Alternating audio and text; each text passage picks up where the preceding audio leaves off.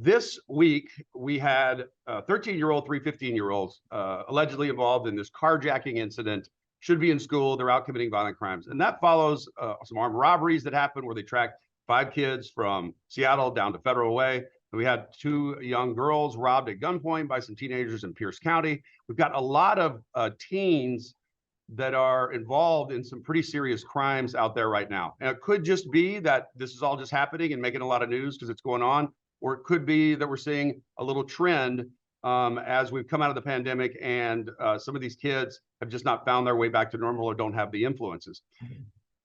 Do you think that we can turn things around in this state and help these kids get on a better path? And if so, what is the solution to do that? Because you're talking to kids like this every day.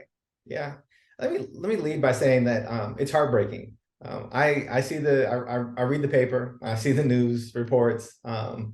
When I see a report about a 12-year-old and some 14-year-olds in a stolen vehicle and running in the harm that caused and the trauma of the people who are impacted by that, or when I hear about what happened in South King County and the young people who got caught up down there in Federal Way as they were chased all the way from the city of Seattle, and hear reports of what's happening in Pierce County, it's heartbreaking. And I've been doing this work for a really, really, really long time. And I hold many narratives of young people who have committed to a new direction and as a result don't engage in activities like that, while simultaneously standing in the tension that these things are still happening every day. And I wish I could say I was surprised, but unfortunately I'm not. And it's in no small part to the fact that this pandemic has wreaked havoc on the mental health of young people. And when there's no natural mental health supports within the school system, when they're not readily available and culturally competent in the community, when there's not easy on-ramps for young people to get there, to be able to begin their journey towards healing, we see things like this, like these behaviors begin to exacerbate and escalate in a manner that the harm becomes even more obvious. And that's difficult to digest. And it's been really a challenging season of seeing things like this happen. I'm hearing from detectives that a lot of these kids, when they are arrested or they talk to them and they get the evidence, they see, Snapchats between them, messages between them bragging about what kind of car they're going to steal or what they're going to do that day. How much of an influence is this social media stuff having on encouraging these kids to do bad things? Well, I mean, if you ask Seattle public schools or Kent schools, right, they'll tell you that there's a direct correlation between the behavior of young people and what's happening on social media. I mean, think about what it was like when we were younger, right? Whenever that is, for the folks that are listening, like when you were younger, we could just start with the baseline for me. When I was in high school in the 90s, my peer group were the people who I would be around day in and day out. There wasn't this extended network of young people who I was trying to keep up with or compare myself to or be validated by. It was the group of people who were showing up on that school campus every day. It was much more confined. That's not the case anymore. And when you have young people who are navigating esteem issues because of these exacerbated mental health issues that have gone unaddressed, it's no surprise that they're looking for validation through their peers. And sometimes it shows up in a way that's incredibly harmful and toxic. And that's what manifests when we're talking about the types of cases that have surfaced recently. Like, there is a direct correlation between the mental health, the well-being of our young people and these behaviors that are showing up that are causing harm. You've been a strong voice in juvenile justice reform. I don't think anybody wants to put kids in prison, but have we gone too far? Are we being too lenient while not also offering the services they need? Where are these kids falling in the crack? Yeah, I think that what we haven't done is gone far enough in resourcing what's necessary instead of what's immediate. When the pandemic first hit, before there was a vaccine and all the things associated with that, our immediate response was to shut everything down. And we did that because we wanted to keep people safe. And that was our understanding of what kept people safe at that particular juncture, right? And as we understood like other ways to keep each other safe, I mean, like, I don't know about you, but my wife and I were washing our vegetables when they'd show up from the grocery store. And we were even like leaving things outside for prolonged periods of time to make sure that like there was no COVID on our wrapped good, right? Like, because we just didn't know how to respond, right? And I think that we're no longer at a place when stuff like this comes up that we don't know how to respond. But what we haven't done is resource the types of solutions that keep young people from engaging in these behaviors and support young people when they are engaged in these behaviors to prevent them from happening again in the future. There's plenty of data that shows us that when a young person touches a courtroom, they're over 50% more likely to end up in front of a juvenile court judge again.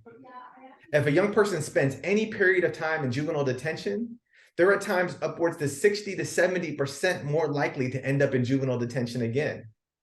If the rate of return and our practice of attempting to curb behavior through these historical practices has demonstrated that they're unsuccessful, then we really have to begin to imagine what else is possible. And because there's organizations like ours and others that are doing these types of restorative practices that are having a much greater effect and a greater impact, our imagination doesn't have to be too big. And I think there is a way forward. It's a both and approach. We simultaneously can't have young people causing harm in community and being a risk to themselves and others. And we also can't rely on systems that haven't produced the outcomes that we're looking for to somehow magically produce something different if we resource them better. For the kids who only turn up on your radar, on other groups' radar, once they have been arrested, what's the solution for parents who are dealing with a kid who's right there on the edge, maybe hasn't been arrested, hanging out with a bad crowd? They're frustrated, the kid runs away, there's nothing they can do, the cops won't do anything. So how are you guys and other groups reaching these kids before they end up in cuffs and in that courtroom? Yeah, absolutely. I tell parents all the time that, it's really, first of all, it's hard to determine what a healthy environment is for a young person and what a toxic environment is when you're not with them at school, you're not with them in their social media feeds. Like, the crowd that a young person is around now is so much different than just the group of people who are standing with them at lunch, right? And so if you're a parent and you have a concern about a young person who's in your life, our organization takes community referrals. A young person doesn't have to be engaged through the court system in order to be able to benefit from the services we offer. I mean, that's why we do the work we do in both Seattle and Highland Public Schools to work with young people as an alternative to suspensions and expulsions. Because we know the sooner we're able to engage a young person, invite them to a healing journey, when they engage in their own healing practice, they're dramatically less likely to cause harm in the future. And so please, I mean, if you're a parent out there that's listening to this and you say, man, I have a young person in my community or my young person who I'm concerned about, feel free to go to our website and put in a community referral. We're more than willing to engage and support in any way we possibly can. Yeah. Sean, give me that website address for parents, please. Yeah, it's www.choose, that's CHOOSE, the numbers 180.org. I'm going to final word from you, because I said this week that what we've seen recently with these violent crimes involving kids has shocked a lot of people who maybe aren't as closely tied to it as you are. Is there hope for these kids that are committing these violent crimes? And is this the start of a bad trend? Or what do you think, how do you think we should be viewing these latest incidents, in the larger picture? Or is it a wake-up call and we need more funding and more groups and more efforts like what you guys are doing?